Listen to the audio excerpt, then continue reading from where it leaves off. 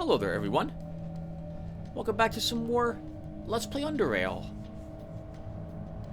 In the last episode, we explored most of the Hollowed Earth research facility. We also arrived at Cytosine Outpost, the Chortists lab down here in the deep caverns, and cleared it out of the remaining Chortists. We arrived at the giant gate, which is locked by this strange biomass, but didn't find a way to enter into it. We'll be exploring a little more of that area in this episode, and trying to get that gate to work. Let's go ahead and start, shall we? Oh no. Okay, oh good, it worked. Off screen, I have gathered all the parts that we have accumulated so far, which I believe will be required to repair the gate. And we'll be leaving them down near the gate, so that when we have the final part, we'll be able to repair it. At least that's the current plan. 3 fluid canisters, a hydraulic pump, the hydropneumatic accumulator, and a control valve. I think there's one more part that we need. And I think we get it from the old gate, which we have not found yet. Oh, you know what? We actually didn't... I don't think we actually... Well, okay, we didn't look at the gate yet. I thought we did. Alright, well, let's head up here and say hello to it. After we make sure there's nothing secret in this little area. Mutated cockroach. We can't benefit from that study anymore. 2 more mutagen reagents. So we're going to want to stop by and get those scanned. I can't believe they were right there this whole time. That's a bit awkward. Where's my paper that has all of them on it? Alright. I'm actually not anticipating having that much trouble with Chort, so I don't think we're going to need these. And I will make the attempt to defeat Chort before solving the mutagen puzzle. Speaking of Chort, here's the gate that would lead to him. Currently, it is blocked off by this strange guck.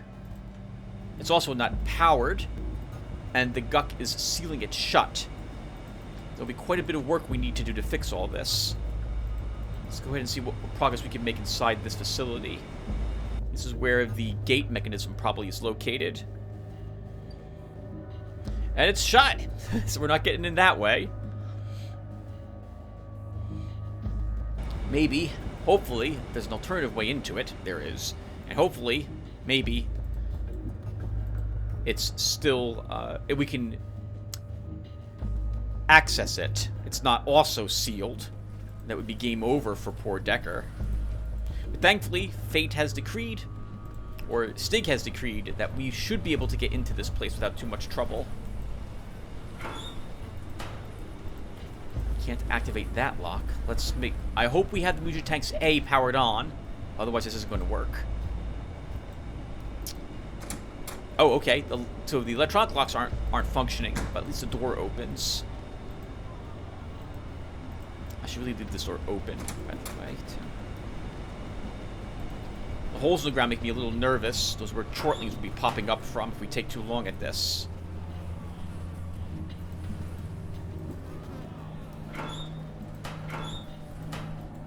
Oh, you know, off screen, I did not do any fishing whatsoever. So hopefully I won't need those jumping beans anytime soon, because I'm not going to have them this episode, that's for sure.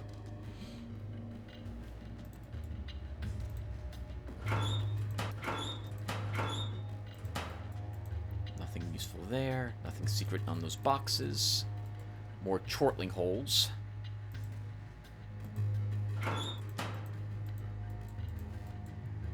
We are still being affected by the creeping dread down here. Oh, okay. That wasn't so bad.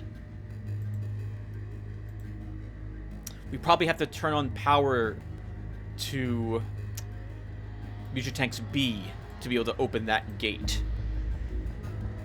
Man, look at this. This is the gate mechanism, and it's seen better days, that's for sure.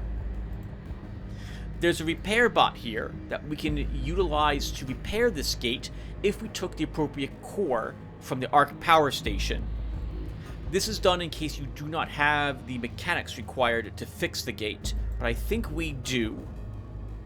So I don't think we're going to run into an issue repairing it ourselves. Another laser multi-pointer. Okay, so let's go ahead and leave all the parts here that we'll need to interact with this gate, and let's check what the gate requires. While we're here, we might as well investigate it. Actually, we might as well just take all that with us. We could probably leave all of it here. Let's see if we have everything it takes to repair this gate, because if we do, we can do it right now. This large machinery appears to be some sort of a gate opening mechanism. While it is true that corrosion and fungus engulfing the outer shell are a clear sign that the machine hasn't been maintained in decades, looking inside the mechanism would give you a more accurate insight into its condition and potential usability. A panel on the right is already open, as if inviting you to look inside. Take a look. Mechanics. You begin thoroughly inspecting the machine. Inside you see a hydraulic system which drives the actuators responsible for opening and closing the gate above. Corrosion has bitten into the insides quite deeply, but most of the components appear to be functional, or could become so after minor repairs. Otherwise, however, you will require some replacement parts. Others would require replacement parts.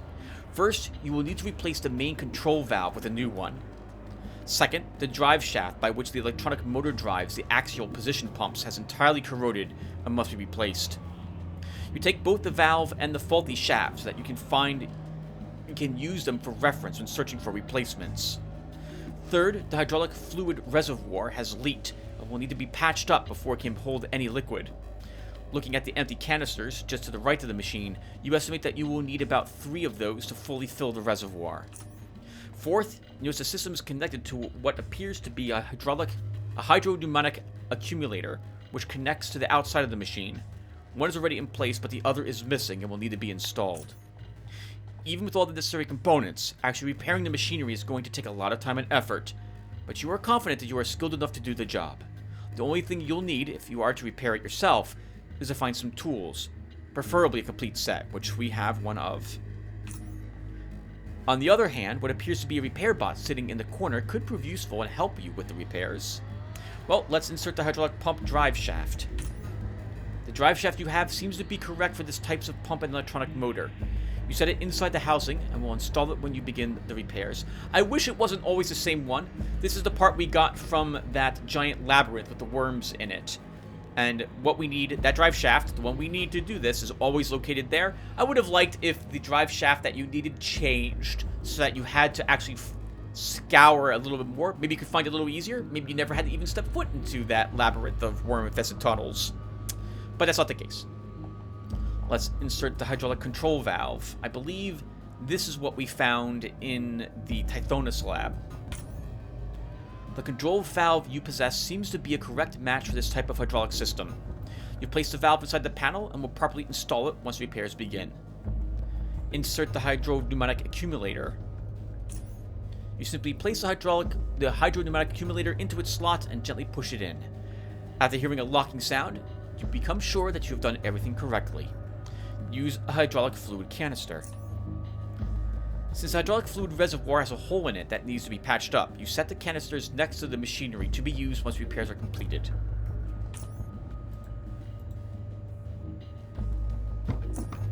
Okay, so we don't need those any longer. I guess we'll just hold on to this.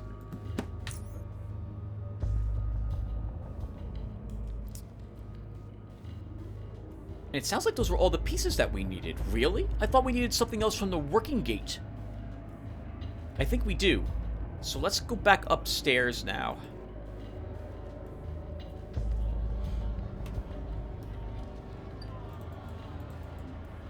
Oh, we can open the door. I completely missed this electronic lock on this side. Perfect. That'll speed our entry to this location later.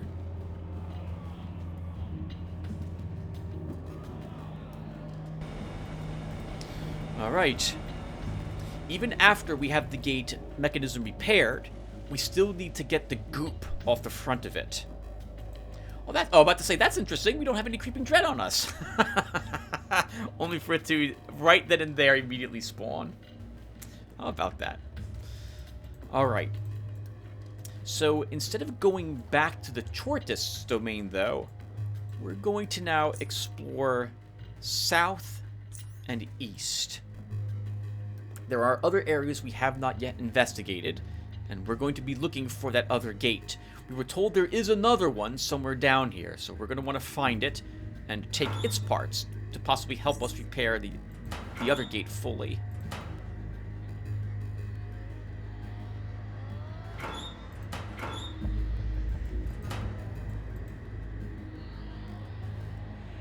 Checking really quick. Nothing down here. That looks like it's a secret.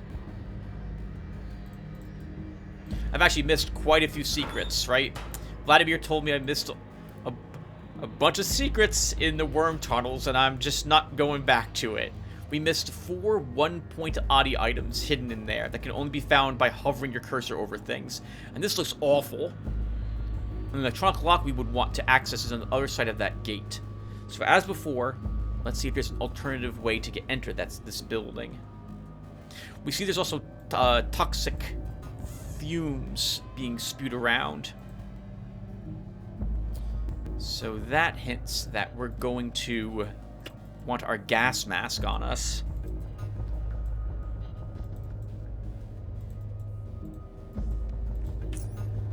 Creeping dread is kind of spreading quickly too. You have up to 6 stacks already. 7 stacks. We're going in anyway.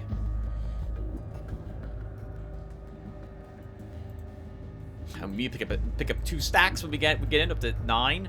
Oof, this is awkward. We should check this small build. So I think we're... Oh, okay. We're going to check this room and then leave. And try to find a hatch we can get to.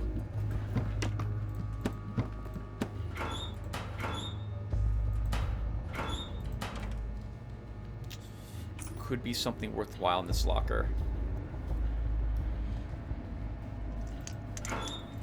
Oh, actually, there were 70 bullets there. We'll take those rounds.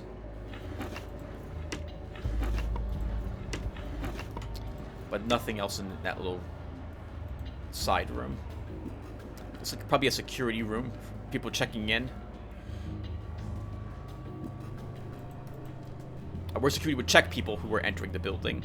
I've been really out of it the past few days, everyone. Sleep problems, back issues, vertigo. It's all becoming a real pain in the butt. So I apologize if I begin speaking rather incoherently in the last few videos here. We're going up this way so we can get back to the Chortists.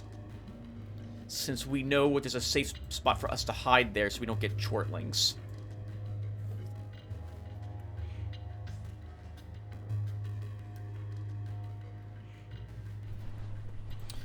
Go, Tim.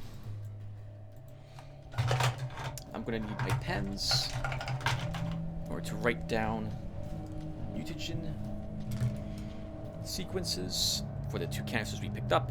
I think, by the way, the final canisters we need are actually located right before Chort. So it's not possible to get everything you need until you've arrived at the sequencer.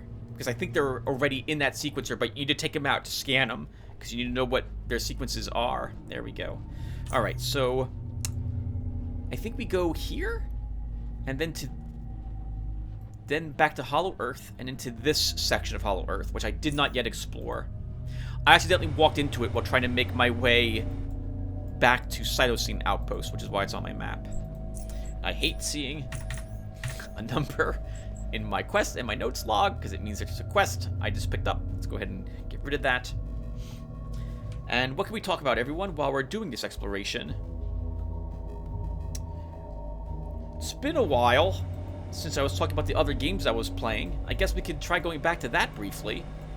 Hold on, we have a box we didn't search. What the heck? How'd I miss this? Nothing in it, though. Alright, so let's do this. I think I was talking about Psycho no Sotoka was the last game I was mentioning, which is, I liked it. I really liked the game, but because it's an alpha, I wasn't going to record it. Another one I played was Alder's Blood, which had made it to the survey I had a long time ago, asking about what games I should play. And I ended up playing it off-screen, and it reminds me a bit of Invisible Ink, only it's not done in the same vein as Invisible Ink was done. You can kill everything. Okay, how can I describe this? It's a roguelike. It saves your progress at the end of various things, and it's a survival horror type of game. It's more open world. You can explore various areas looking to gain supplies. You have to manage a group of hunters. They're special people, humans, who have some sort of demon's blood within them. And eventually, they will succumb to this influence and die. You can sacrifice them. I'm sorry. They'll either die, or they could also begin going insane and attack you, for example. So, you have to gauge, that's a proper word to use, how much risk you are willing to take, because obviously these people level up. Or rather, I'm sorry, maybe not so obviously, I haven't explained much of the game yet. They level up. Their stats go up. Oh, that sucked. We missed our exposed weakness, so now we're going to do no damage to cuddle snails without an exposed weakness on them, so we're just going to have to run away. Thankfully, cuddle snails are very slow, and they don't have any range attacks, so we can wait the 4 turns it's going to take another swing at them with it.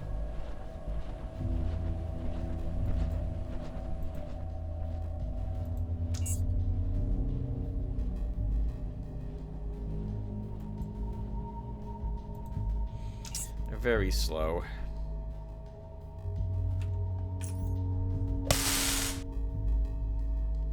I don't think to be doing any damage to them anyway, even with it. Oh no, wow, that's quite a difference. 6 damage goes to 40. That's an amazing difference. I think we probably can punch this one for some lightning damage, because they do take us. Is that right? Yeah, because they do at least they're taking that as damage. We can kill these.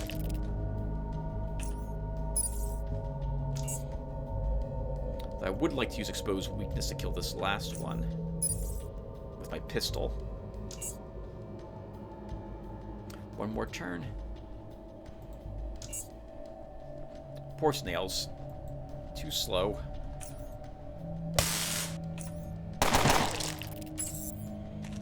And cuddle snails do not drop an oddity. To my knowledge, I've never seen one on them in all my times down here in Deep Caverns. Let's see, anything else down here? No. We don't need any drive shafts. I don't care about shotgun frames. We're not making a shotgun down here. If I want to search that box, we're going to need on a gas mask. Hacking 135. We cannot open that box. A hatch. I knew there's one in this room somewhere. I don't care about the spirit mushrooms. Nothing else here.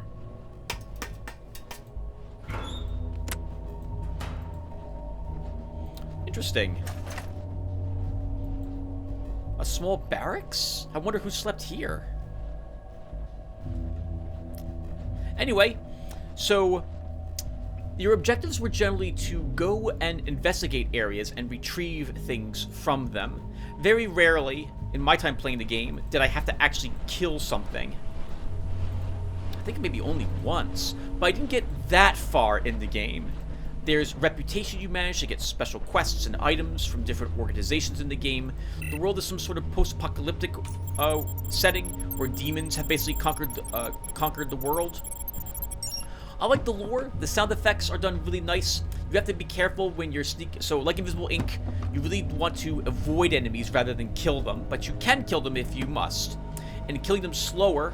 Your people have the ability to banish a fallen enemy, which immediately destroys its corpse and sends it to, defeats it if it's wounded. which can be very powerful. Because when creatures fall, they will get back up again in a certain amount of time unless you can focus fire and kill them. Ethereal worm. You can see its organs. 2 oddity points.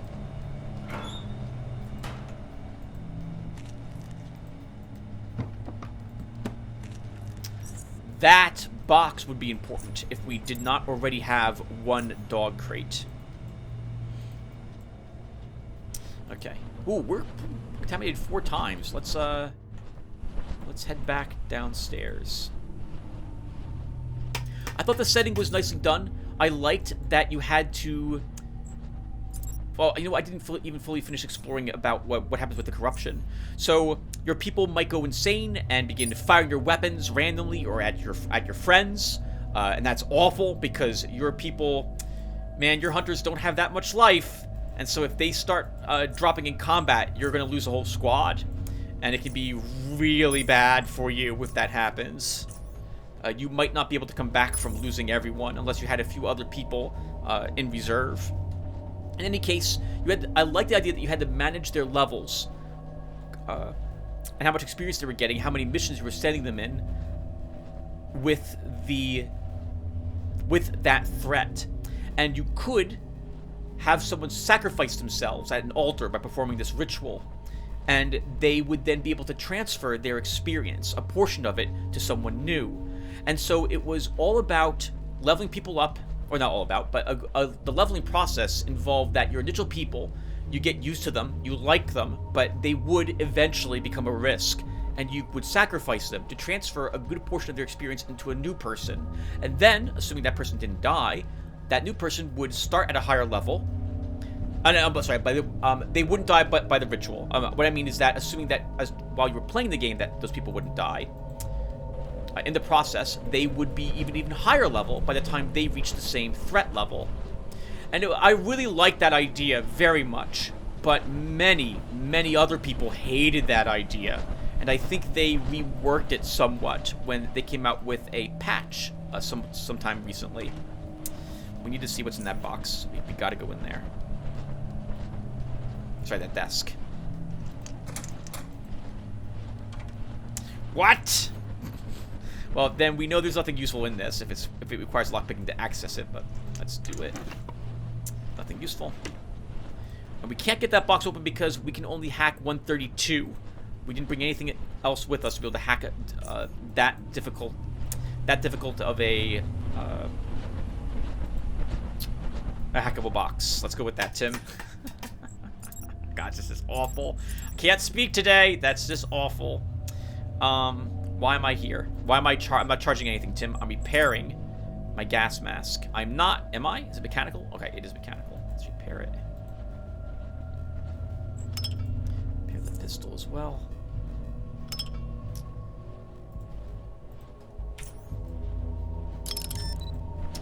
Okay, and that's all for this section, apparently.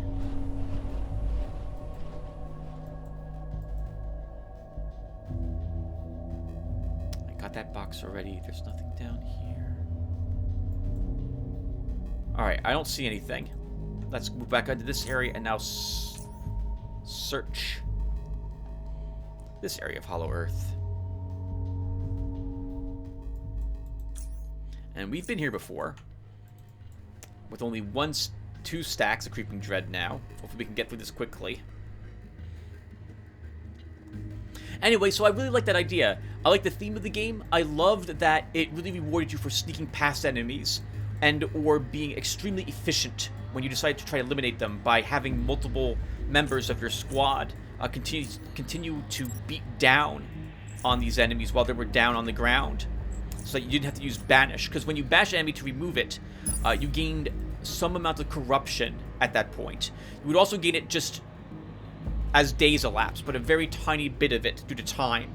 Mostly it was because if you decide to use Banish to try to get yourself quickly out of a bad situation. I'll store my gas mask, so we should be fine here. Oh, we gotta be careful. There's traps all over the place here too. Do I have any juice with me? Oh, come on, Tim. No, I don't. All right. We gotta begin exploring this. I know there are traps. Yep. There are traps inside a great amount of this gas.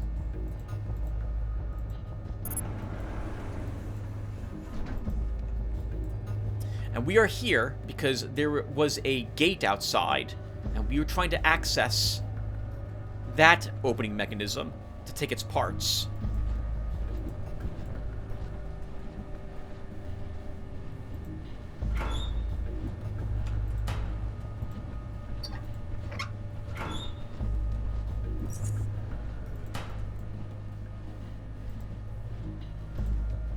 I think there's like an acid blob trap in one of these as well. It's just so awful.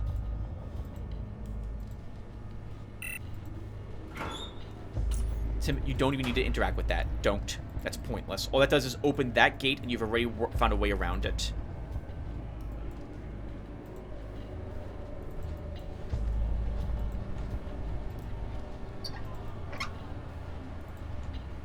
I assume that you... Oh, you know what? I guess the gas is actually something you can turn on to help you kill the chortlings.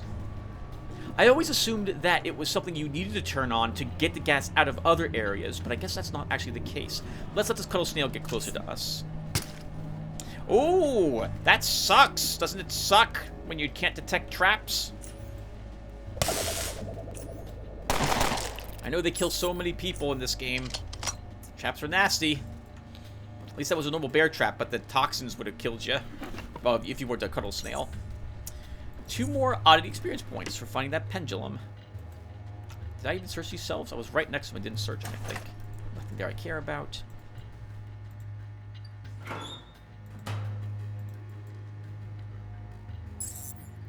on, cuddle snail. Hello.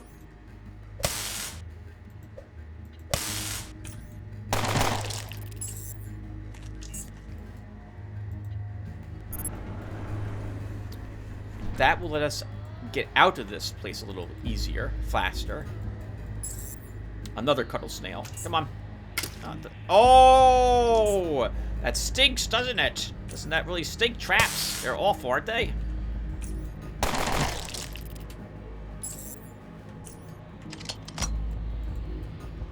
And that's what we are looking for. The way down. We're here for, I think... the main valve? Okay, so first off, since we're underground now, we're not being hit by Chort's influence any longer. Oh, wow. I'm taking this on principle, because I've never seen a quality 182 nanocomposite plate before, ever. Wow. 168 Impala frame, too. Technically, I should prepare Decker in case that DLC that was mentioned ever does get released. I might have some different armor for Decker by then. TG-44HD Service Manual. This manual contains detailed information regarding the inner workings of the TG-44HD gate opening mechanisms. Could come in handy. And there's no accumulator here. Oh, I thought there was a part here that we needed. Oh, this is the accumulator. We already have one of these. I don't think we need a second one. Okay. Well, we'll take it with us anyway. We should have everything we need to now repair the gate. I guess we could have done the repairs right then and there, but maybe this book will come in handy anyway. Right, so anyway, the game reminded me of Invisible Ink because you needed the way that the characters' movements were indicated by... the indication was similar to it, but a little different. You need to hide and cover to make sure enemies couldn't detect you, and the encouragement of you to sneak past enemies, downing them briefly so that then you could get away. I like that very much. The game featured weather effects, which would affect you when you entered into different areas to explore them or fight enemies or complete your objectives. And you had to worry about your scent as well, indicated by this like flag or this I don't know what to call it. This line that was trailing from your character in the direction that your set was being carried in. I thought it was really unique. I really liked the... Oh, this is the wrong place. I really liked the setting and everything about it. But there were some bugs with the game. And I was waiting for the patch to fix it. And unfortunately, I ran into the same bugs with the new patch as well. I waited... I think I originally played the game back in March of last year. And I waited until September to try it again to see if the patch I think was out around then, and I wanted to see if it would be thematic for me to play it during Halloween, but I ran into a few bugs, and I was like, you know, I'm just not going to play a game that's buggy on my channel. And it's a shame, because I do like the game, but I wasn't going to play it on YouTube. I probably did a really bad job explaining it, Alder's Blood as well, but we can... Let's leave it at that. I did a bad job explaining it. Alright, and hold on. So we don't need this accumulator. So let's put this away. And we could have repaired it right when we were here last time, so we didn't even walk in that place. That kind of sucks. Okay. What's weighing me down, by the way, so much? Oh, I think I grabbed 2 more repair kits, Tim. We have your flannel composite plate as well. You know, I had perception here. I should have had the marsh honey to help me find the traps, but we didn't need it in the end. You approach the machine and take a look at it. The hydrodynamic accumulator is firmly locked in place. The hydraulic control valve has been placed inside the panel and is waiting for installation. The correct hydraulic pump drive shaft is in place and waiting for installation. And next to the machine, you see 3 hydraulic fluid canisters, which is enough to completely fill the reservoir. Attempt to repair the machine. You have all the necessary components ready as well as all the tools you'll need. You can now begin the repairs. Let's begin.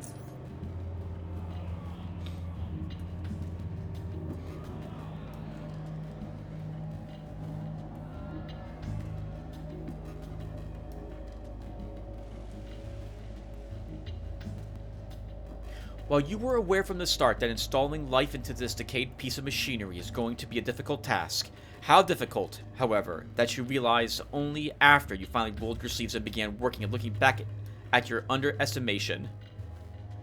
Screws getting decapitated as soon as you touched them with a screwdriver, tubes full of holes you had to patch up with the super tape, and tiny, delicate components turning into black dust, only some of the problems you faced. Yet you managed it all.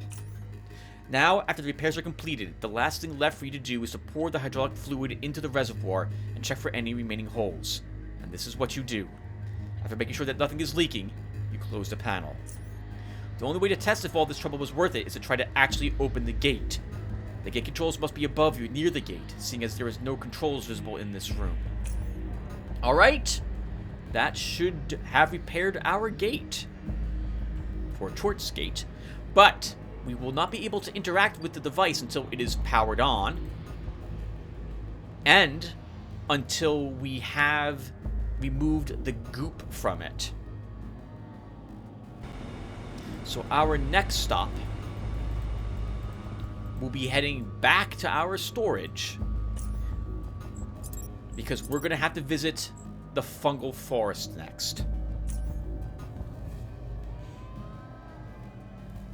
We need to create some gas grenades similar to what we used over in the Black Sea. Now, this was the only real complaint I had about the deep caverns originally. The game hints at someone going on this really gnarly trip to some other place after inhaling a bunch of spores from the deep caverns. But I did not realize that that tip, which you get by talking with Leo, is in fact referring to the fact you are teleported someplace else after you inhale a certain amount of the spores. So I was being clever and avoiding them as much as I possibly could, And after several hours of not figuring out what I need to do in the fungal forest, I eventually had to look it up online. And I remember, I think one or two people mentioned it to me in the comments, but I remember still being rather upset that it was, the way it was phrased, it never specifically says you're teleported, and it sounds like the guy just hallucinated about what happened to him. And I felt like, you know, it really should just spell out that you're teleported. Since you would have... I had no clue that I needed to actually stand in those spores for so long. The spores themselves, when you're in them, I believe it... and you'll see this very soon. It reduces your maximum hit points by a certain percentage, and I believe it reduces your healing effectiveness as well. So it's... and given the difficulty of the enemies in that area, it's not something that you really want to have happen to you.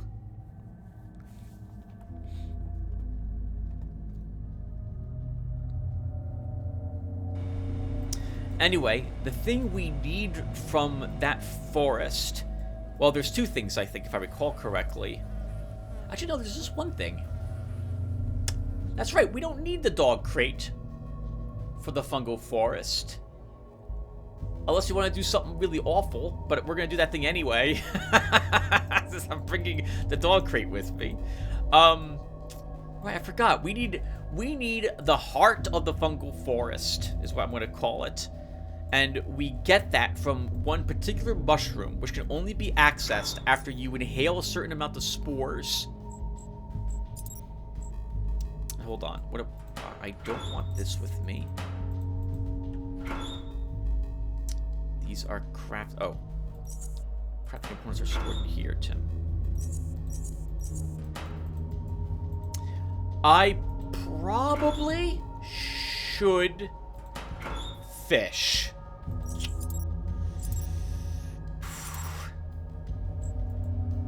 I should. I'm gonna want jumping beans for the fungal forest. I know I am. You know what? You don't need... you can take all your bullets with you, Tim. Just leave some of these behind. Okay. What else do I not need on our character? I'm never going to need the electric lantern again. You know, I'm not going to need that either.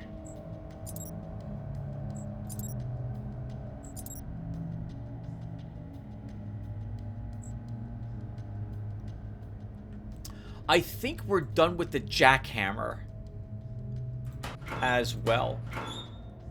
Let's store that here. I forgot to get those two reagents examined, but it doesn't matter in the end if I do it now or later. In fact, I guess I should not even scan them. We only need to do that if we're going to be fighting Chort. Oh, sorry, fighting Chort. We are fighting Chort. We're only going to need to do that if I need to do the Mugen puzzle in order to help me defeat Chort, which I'm hoping we don't need to do. I'm gonna hope Decker can 2-round Chort. Because we're gonna take a lot of damage very quickly fighting him. And when we fight Chort, by the way, yeah, I have everything I need. It will probably be the only time where I will immediately reload if I miss my exposed weakness. It's pointless to continue. We're not gonna defeat Chort without exposed weakness on him. At least there's no way that will happen if I have not yet weakened Chort by using the DNA. I hate you guys. I hate you, Siphoners. I hate you so much. So we gotta shoot you. Or I'm going to shoot you. And that means that now we're probably going to get some side beetles investigating what on earth made that sound. We don't need any of this. Okay, or we won't. That's good. So let's go ahead and fish. And I guess I am doing this on screen, so I'll spend the time talking about other games as well. A game I played that I was curious about, I heard good things about it, was a game called Breath's Edge.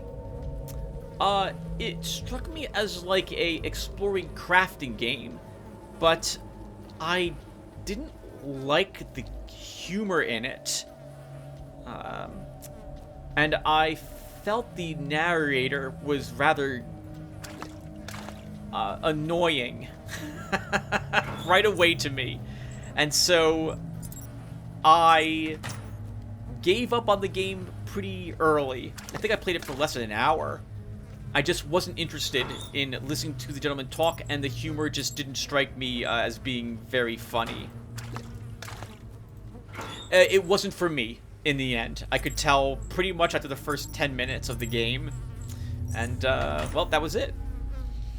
It got good reviews. I've heard lots of people like the humor for the game. I'm sure it's a very fine game. I didn't like it. So that was it for Breath's Edge.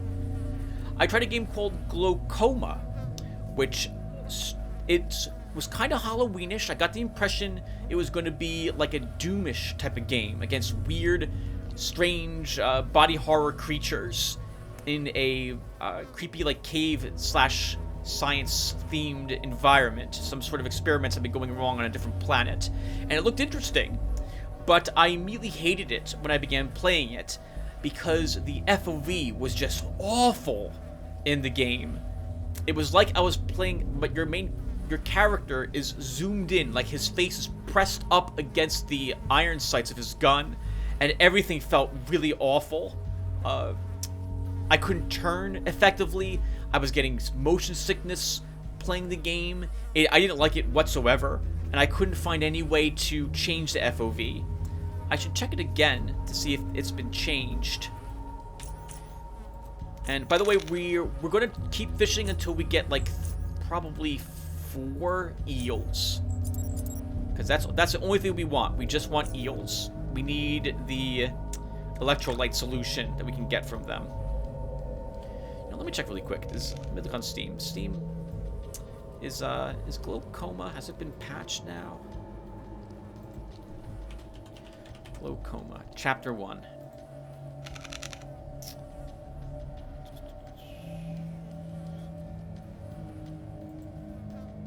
Has there been any other patches for you? Nope.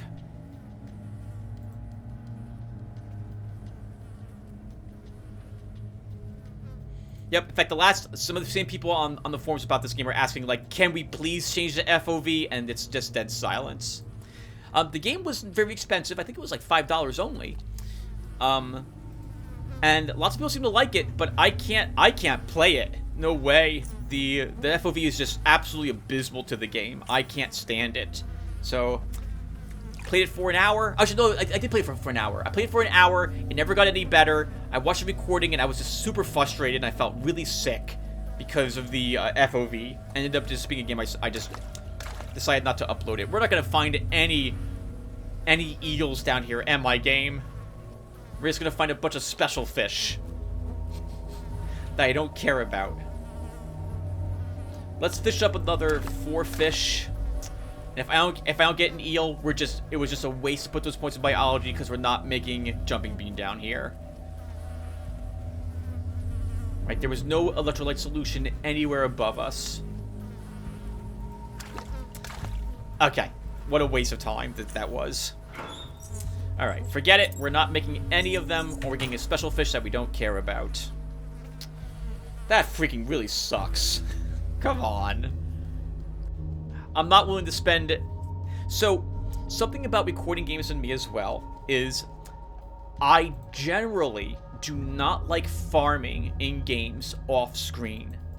I don't like it if I'm recording a game that requires farming because I view farming and grinding as a negative, and if I have to do that in the game, it's work.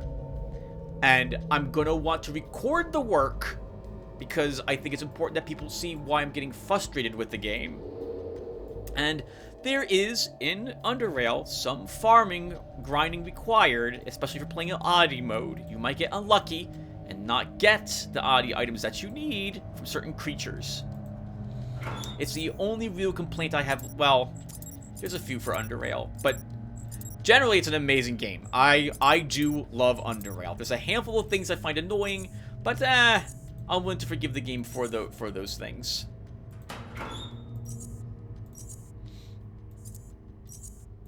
I'm just mentioning the grinding because, you know, I don't want to spend an hour fishing. I'm not going to do that. and I don't want to do it off screen. Like, I'm not gonna do it on screen because you guys will find that really boring, and I'm not gonna do it off screen because it's just work, and I'm not gonna do that either. Because I will hate, I will hate that, and it will come out in the voice in my next recording session if I had to spend an hour doing it. I'm looking for food. Tim, where'd you put your food? Okay, so we're not having any jumping beans. So what am I bringing with me here? Cave hopper steak. One eel. Cave hopper steak, and I think the bison milk will go a long way with us. We'll take an under pie. What is this? And we have time, I think, to start the fungal forest, but not finish it. Because I think we've played for 40 minutes already, which is flippin' ridiculous. But let's see how much we can get through. I played a turn-based strategy game called Alvora Tactics, which was similar to Felseal, Arbiter's Mark, or Final Fantasy Tactics. You have a squad of people. You can select different races and make them different types of classes, and you adventure through the remains of this gigantic worm. I mean, this massive continent-sized creature. What was the impression I got? Sorry, not continent. Like a city-sized creature. And apparently, this is like the third in a series for this game world, and it was fun. I liked it. I didn't really understand how the initiative worked, though. It always seemed to be that I get the first action, and then all the enemies get their second action, and then all the rest of my units get the third. It was kind of weird how the initiative was done in the game. I didn't really understand it. The gameplay itself, though, was very reminiscent of like Felseal, Arbiter's Mark, or Final Fantasy Tactics, and I liked it. I think I got to the final boss and then just never beat the final boss. It never got uploaded to my channel because I was playing Felseal, Arbiter's Mark at the time, and I needed a break from from a group turn-based strategy game of that sort. Welcome everyone to the Fungal Forest. There we go. And now we've got a captured latcher. Perfect. It's so easy to capture things with the dog crates. I feel I really should make the tutorial for this game. Because I've seen people run around in the beginning trying to do the cave hopper quest. And man, all you gotta do is just hit enter, have enough movement to walk up to it, and enough action points to capture it, and it's over. You've won just like that. It's so easy. Alright, so I'm not anticipating leveling. In fact, we're not even going to make an attempt to reach level 30. So I think what's in our best interest at this point is to walk up to and get infected by the spores here. So let's go ahead and do that. So we just want to get as many of these spores as possible on us. Okay, so it's just health reduced. I mean, that's still a penalty. I thought it was also healing reduced.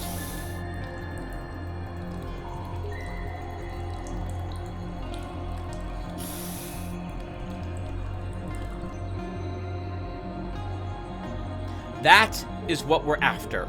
We want that pulsing fungus.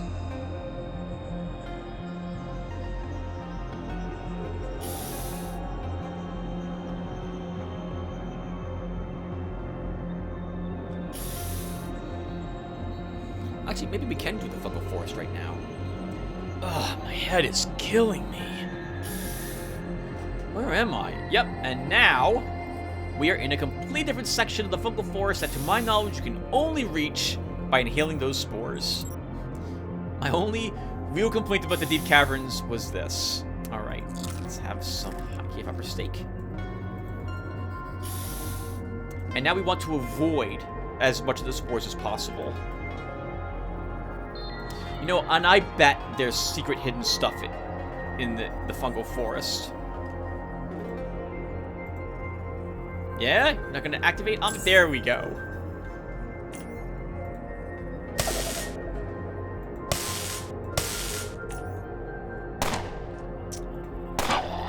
Woo! About to say, uh-oh. I don't think I'll kill it. No, we totally did. I don't really think I need anything if I'm not gonna do any crafting. We have 15 adrenaline shots, Tim. That's enough for you to beat the game with. You don't need anything. Spore turrets.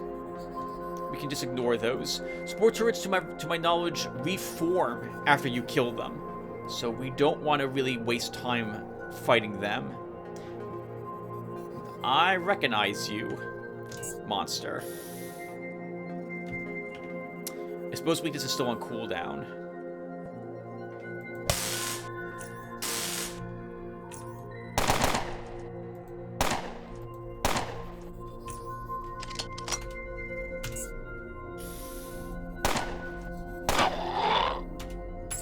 Choppers come in two forms. Chompers. Oh, sorry, choppers come in two forms. The shroomlings come in two forms. Chompers and spitters, if I recall correctly.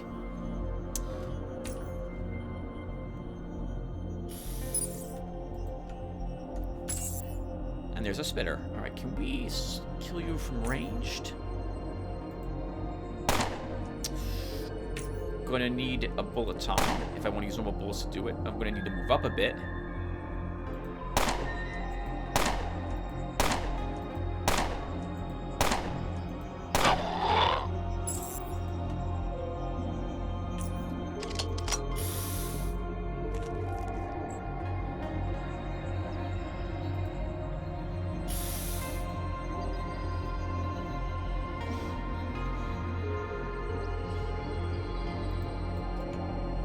Another game I had, Red Dream Mushroom, but I don't actually, I think this is one of the few Red Dream Mushrooms you can get in the game where there's no crawlers waiting around. Damn you, spats, that scared the heck out of me.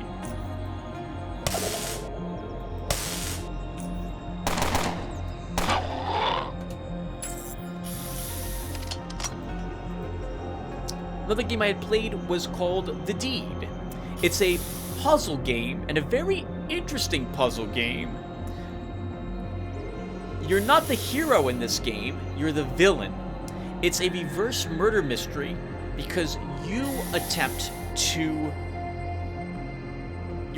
to, I think, kill your sister so that you can gain the inheritance that was promised to her and then frame it on another family member.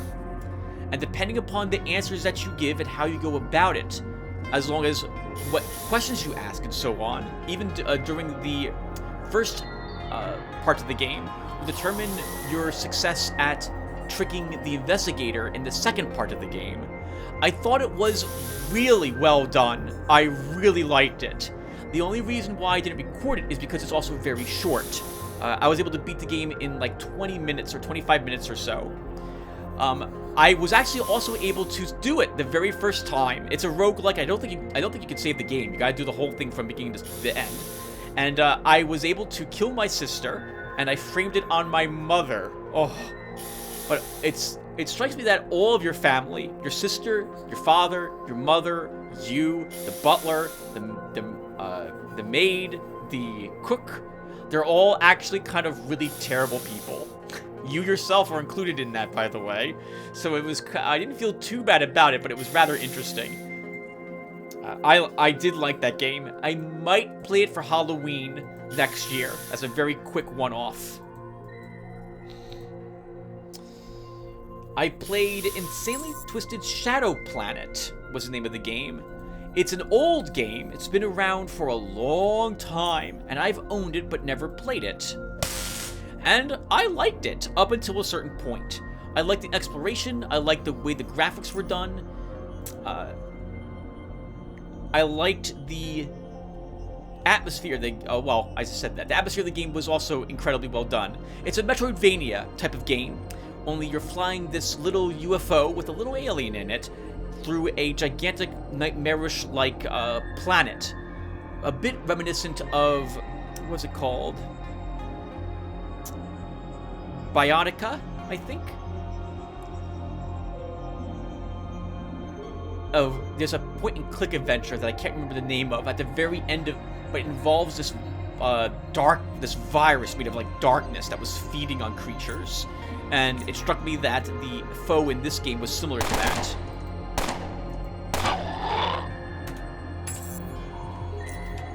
But I liked it, like the setting, like the theme, like the gameplay. However, eventually the game was having me, like, go and grab crystals, drop these crystals to reflect light in certain places, and go grab more crystals. I'm like, this is becoming a lot of work. And it wasn't easy for me to maneuver the crystals. And eventually I was like, you know, I'm finding this is too frustrating. I like the early parts of the game. It's a good game, but I'm not going to bother finishing this. I got way too much stuff that doesn't require me doubling back and forth, moving crystal pylons around. So in the end, I just dropped it there. But overall, I liked it. I've played a game I mentioned a few times called Hellpoint, which is a Dark Souls-like game. Literally, that's what it's kind of like. The control scheme behind the camera view. Only instead of fires that you're lighting, it's these rifts that you're stabilizing. It takes place in a futuristic setting on a space station orbiting a black hole. And something very Doom-like happened there. The scientists and the AI there were worshipping demons or trying to experiment with otherworldly creatures. I really like the setting, and if you like Dark Souls, I felt the gameplay was very similar to it. There's differences in it. I do wish it had greater enemy variety to the game, as it's rather, the bosses especially, there were, I think, 3 unique bosses to the game, and their other bosses were slightly tougher, larger versions of other creatures in the game. But Dark Souls has done that too. With the Kako Demon and the Bull Demon, those are normal creatures that you fight later on as well. But there were more of them in Hellpoint. The game doesn't take as long to beat as Dark Souls. There's not as much areas, but I really liked it. I thought it was a good game. And it's one of the games that I'm still meaning to record for my channel, but I'll probably be waiting till Halloween to do so. I hate you, little Latcher. You're in the way.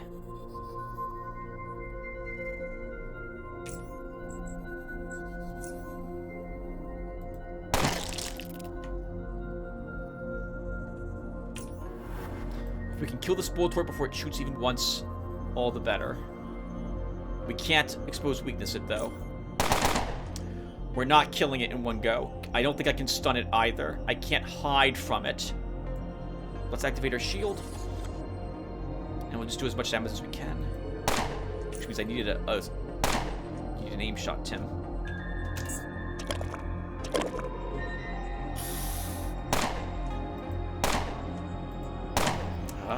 Really dizzy. We need to kill that Spore turret as well. Oh, it can see me from here. I didn't think we had the angle, and now we have a chomper. We have to kill the chomper first. It's much more... Oh! My bullet time's on cooldown, so we're just going to leave it incapacitated.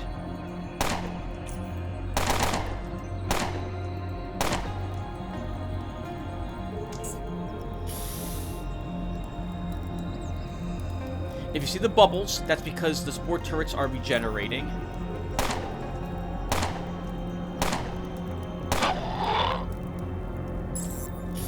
We gotta get out of here before they respawn.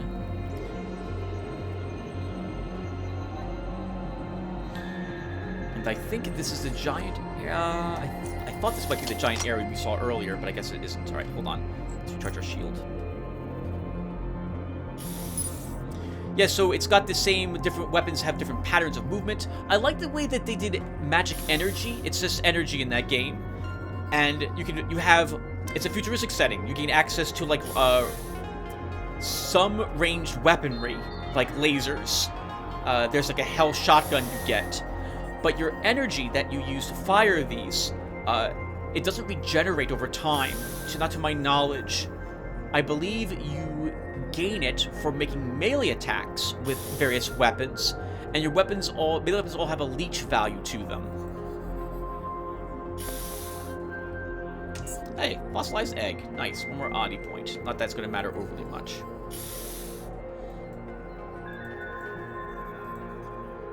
Some of the creatures were very memorable. I'm never going to forget the one boss battle against that laughing, jumping, 6-armed creature in, what is it called? Port? Oh, I should know what it's called. Port Soldier something. I also liked that oh my god, Tim, you got lots of infections. All right, let's just wait here till that fades away. Crap, I was going to say something and now I forgot what I was about to talk about. Okay, well, let's talk about a few more things about Hellpoint before I move on to a different game.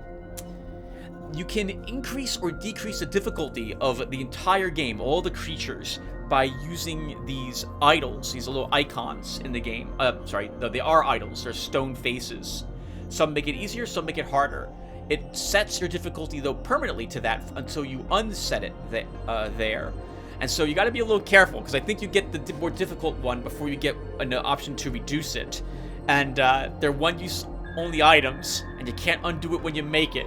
And so it's possible you can make the game way more difficult for yourself than it ever needs to be. Some of the weapons you use are pretty memorial as well, like a giant column, like literally a column, a pillar, with like there's like a smashed hole in one section for you to grip the iron, the reinforced steel running through it. And it's great. I really like the feel of it. There's a good amount. I like the sound of the weapons. Graphically, it looked pretty good. I liked it at least. A decent game. A bit easy to get lost in it, however. And some of it felt really odd as well. I couldn't really follow the story too well. There's also at least 2 different endings to the game. Similar to, I think, Dark Souls, which has 2 endings.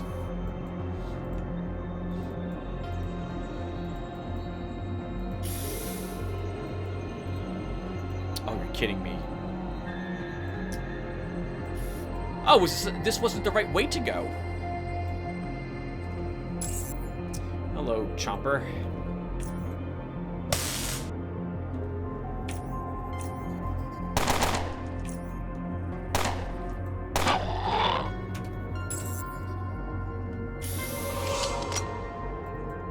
Oh, a secret tunnel. It's always my favorite type of tunnel.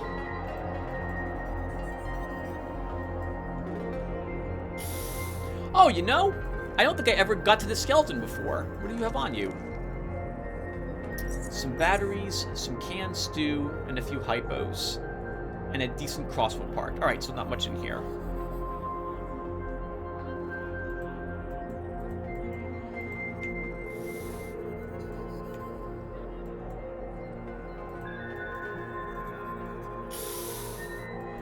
I don't think this is the right way to go. Okay, so this was a dead end. Let's wait here for our spores, our infection to go away, and then we'll head south. Yeah, I think we'll wrap up the fungal force this episode. It'll be a little longer than a normal episode, but I don't think you guys will mind. And we should be fighting Chort in the next one, because we'll have everything that we need to do so. And if we beat Chort early on, we'll also wrap up Underrail in the next episode. It'll be the last one as well, because we'll have to throw the grenade to clear out the goop from the gate. Go back to Arc Power Station and fiddle with the power. Go to the DNA sequencing room to get the last canisters, but we'll try to fight Chort first. If we beat Chort, perfect. We can end the game then, too. If we don't, then we have to do the DNA puzzle, which I'll do, I guess, on screen. And then yeah, you know what? I don't see us having any issue beating the game in the next episode. So I think we're going to do that.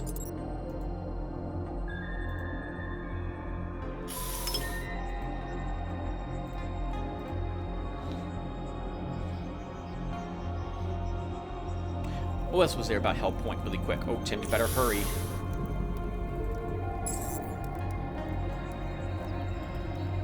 Hello. Support turret. Actually, we can expose weakness you.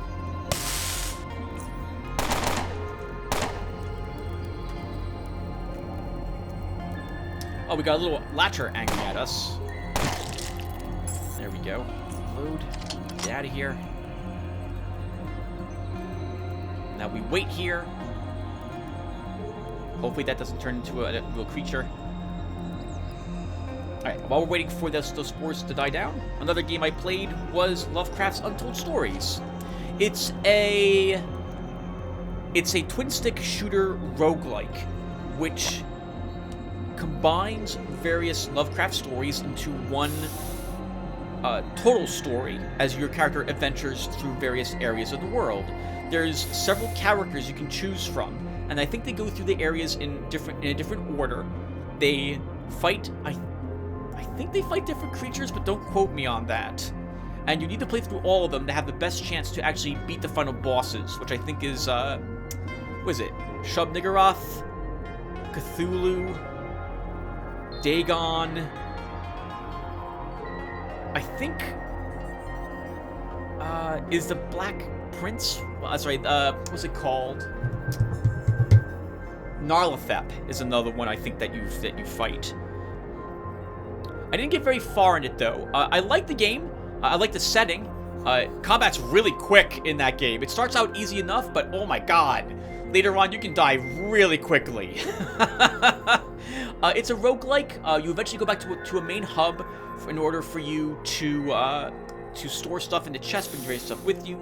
I had some issues with the money in the game. I felt it was really easy for you to end up in a spot where you are going to fail, and there's no coming back from it, and you can't redo areas that you had done already. I think you would have to restart on that save slot with that same character from the beginning in order to effectively have a do-over. My issue with the game, though, was a bug or two. My character would get stuck behind some terrain trying to search various objects, and I couldn't get unstuck, and thus I had to fail the mission, which meant that all the money and funds I spent during the mission was wasted. And this put me on the back foot, and I wasn't able to win. This happened a few times, and eventually I gave up on the game. And like, I can't play a game where I'm getting stuck in terrain. That's just awful. Actually, there's quite a few games where that happens, and I still do beat them. Thief, for example, has done that. Dark Souls has done that. But I lost my patience with Untold Stories when that really happened, because I would have to redo hours worth of gameplay, and I just wasn't in the mood for it.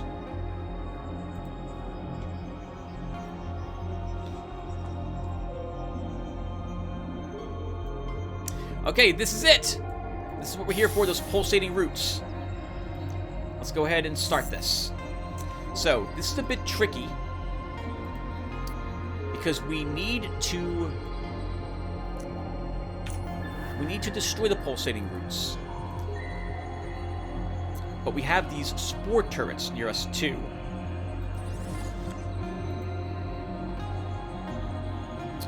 And these are going to be regenerating as we're trying to deal the damage we need to do to the Pulsating Roots.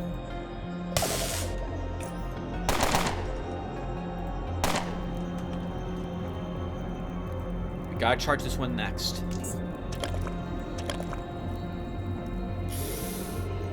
Actually, now we have to kill the spitter, because you at least don't respawn.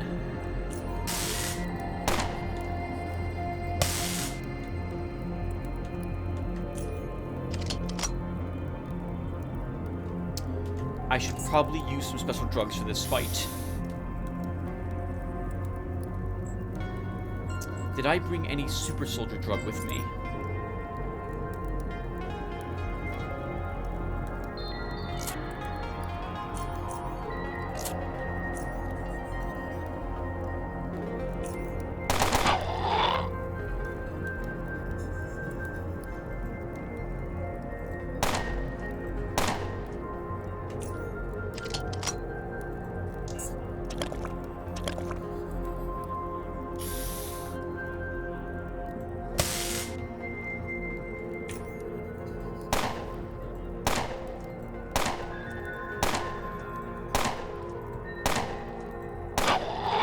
Good test, because I'll be using the same... Oh, that was a misclick. I'll be using the same drugs when I'm fighting Chort.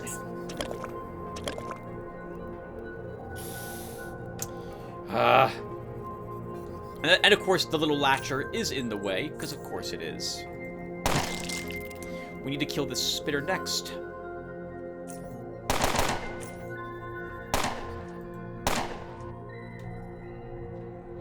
I don't want to use adrenaline, because I don't want to have to deal with the after effects of it.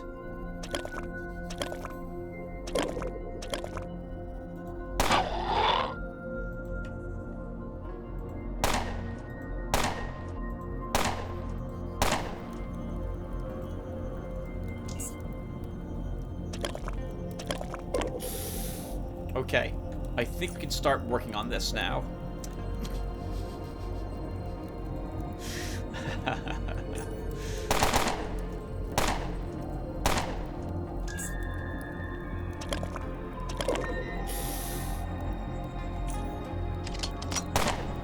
Would be handy if we don't miss the exposed weakness though game.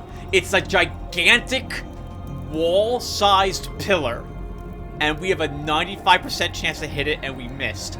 I don't even understand. I don't understand how that's possible.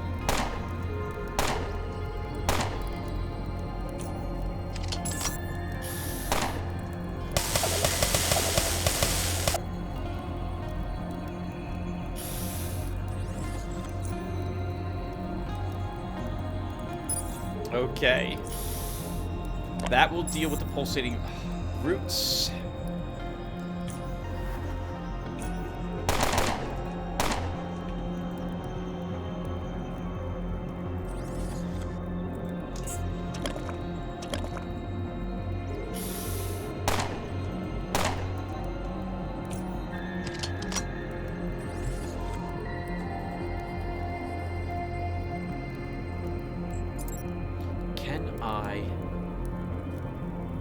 So we can interact with the artery here to get a giant tick from it for 4 oddity points. And there is another thing here. And now we can climb out of this place. Alright, and that's what we needed. That heart-like organ.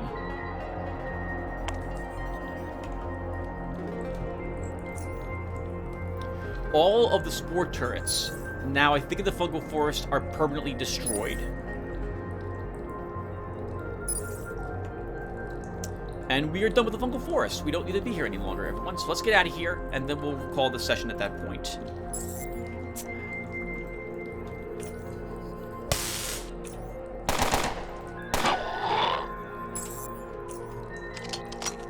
No, now I think about it, I don't know if I've ever seen those drop a oddity item either. I've only seen them drop fungus and... well, I've seen them drop biology-themed items.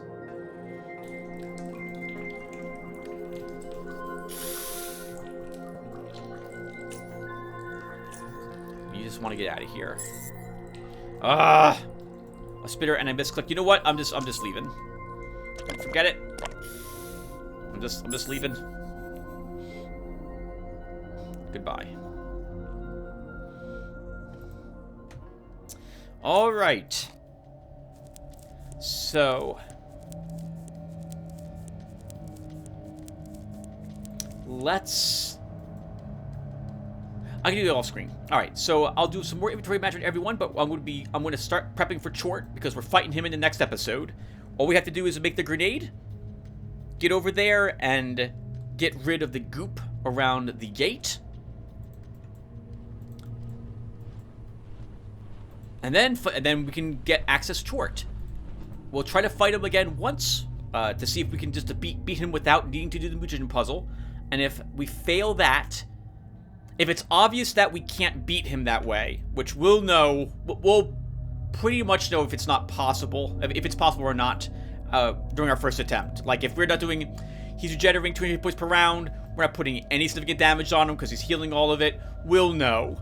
We'll know right away. In which case, well, so be it. We'll do the puzzle. But I'm hoping that the exposed weakness lands, all our drugs will be in effect, and we can 3-round them. That's going to be the hope.